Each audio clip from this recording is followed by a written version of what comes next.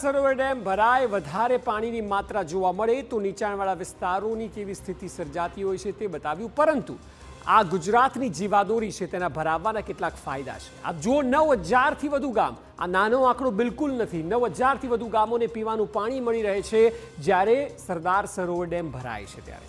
ગામ બાદ જો શહેરની વાત કરવામાં આવે તો એક બે નહીં, પૂરા 169 શહેરો એવા છે કે જેને પીવાનું પાણી આ ડેમથી મળે છે. એટલા માટે જ એને ગુજરાતની જીવાદોરી કહેવામાં આવે છે. એ સિવાય રાજ્યની અલગ અલગ 7 મહાનગરપાલિકા સહિત રાજ્યની કુલ 6.5 કરોડની વસ્તીમાંથી 4 કરોડથી વધુ લોકોને પીવાનું પાણી પણ અહીંથી જ મળી રહે છે. એટલે આપ જુઓ, 60%થી વધારે ગુજરાતને સરદાર સરોવર ડેમ જો ભરાય તો પીવાનું પાણી આખું વર્ષ મળી રહે છે. મુખ્યત્વે કચ્છ, સૌરાષ્ટ્ર સહિત અનેક વિસ્તારો એવા છે કે જ્યાં સિંચાઈ માટે પાણી પણ ખેડૂતોને મળી રહે છે. એટલે પીવાની સહિત ખેતી કરવા માટે પણ આ પાણીનો ઉપયોગ થાય છે. ત્યારે તેને ખરા અર્થમાં જીવાદોરી એટલે જ કહેવાય છે. એ સિવાય આપ જોશો તો કુદરતી સુંદરતા, જે દ્રશ્યોમાં આપ જોઈ રહ્યા હતા, જે પ્રકારે ઓવરફ્લો થાય જ્યારે દરવાજા ખોલાય છે ત્યારે સુંદરતામાં પણ વધારો થતો હોય છે. અને તેને જ કારણે ગુજરાત ટુરિઝમમાં પણ ઉછાળો આવતો હોય છે.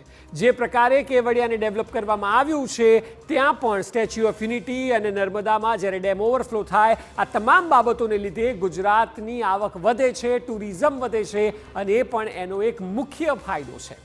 આ તમામ સ્થિતિ અમે આપને સરદાર સરોવર ડેમની બતાવી, પરંતુ અન્ય ડેમ જેમાં ભરપૂર આવક થઈ છે. સૌથી પહેલા ડેમની શરૂઆત કરીએ ત્યારે જે બતાવ્યું તે મુજબ નર્મદા ડેમ 135 મીટરને પાર પહોંચી ચૂક્યો છે. એ સિવાય જો અન્ય ડેમની વાત કરવામાં આવે તો વાંસદા તાલુકાનો જૂજ ડેમ પણ બરાબર છલકાયો છે. જે પ્રકારે 1.5 મહિનાથી ચોમાસું ચાલી રહ્યું છે, ત્યારબાદ પાણીની સાર્વત્રિક આવક ઉપરવાસમાંથી પણ છે.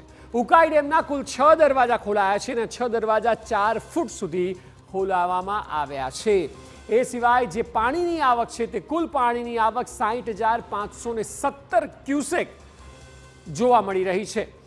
એ બાદ દક્ષિણમાં જ ભરૂચની વાત કરવામાં આવે તો ભરૂચ નજીક નર્મદા નદી 2 કાંઠે વહી રહી છે, કારણ કે પાણીની આવક પણ થઈ છે, વરસાદ, એ સિવાય ઉપરવાસમાં પાણી. તમામ સ્થિતિને કારણે ગરુડેશ્વર ખાતેનો વિયર ડેમ પણ બરાબર છલકાયેલો જોવા મળી રહ્યો છે. જ્યારે ડેમ છલકાય ત્યારે ગુજરાતભરમાં આવનારું 1 વર્ષ સુધી પાણી અલગ અલગ જિલ્લાઓ અને વિસ્તારોને મળતું હોય છે. અને વિયર ડેમ 2.5 મીટરથી ઓવરફ્લો થતાં હવે પ્રવાસીઓ પણ ત્યાં ઉમટી રહ્યા છે. ગુજરાતભરમાંથી લોકો ડેમની મુલાકાત લઈ રહ્યા છે અને ત્યાં પાણી છલોછલ હોવાથી લોકોને પણ તેને જોઈને આનંદ થતો હોય છે.